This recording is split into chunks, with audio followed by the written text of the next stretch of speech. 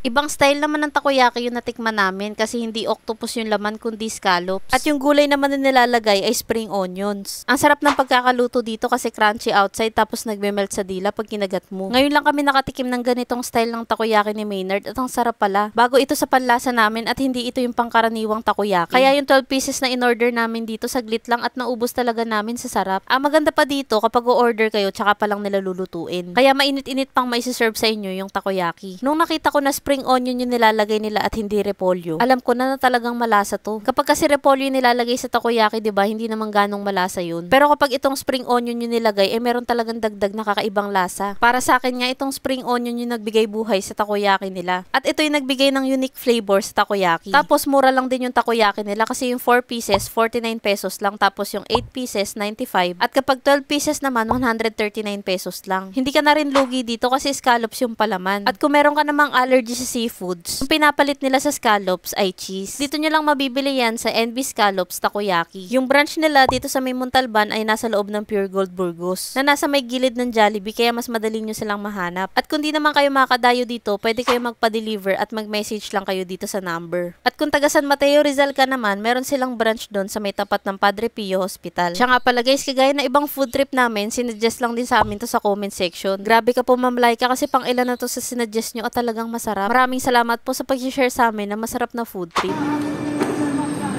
Habang hinihintay naman naming maluto yung takoyaki, dito sa tapat ng store nila, meron ding bagong massage chair. Kaya ito napatesting si Maynard kasi masakit din daw yung katawan niya. 15 minutes nga yung in-avail niya dito sa Relax at First Sight. At mukhang na-relax naman talaga si Maynard dito. Kaya kung balak nyo rin umorder dito sa may NB Scallops, huwag nyo kalimutang itry itong mga bagong massage chair dito sa may loob ng Pure Gold Burgos. Dito sa takoyaki ng NB Scallops, bukod sa kakaibang lasa na dala ng spring onions, rin ito yung puro harina na siksik talaga sa laman. Meron itong hangin sa loob kaya kapag ginagat nyo, parang may sumasabog sa bibig. Hindi ito yung takoyaki mabigat sa tiyan kaya talaga mapaparami ka ng order dito.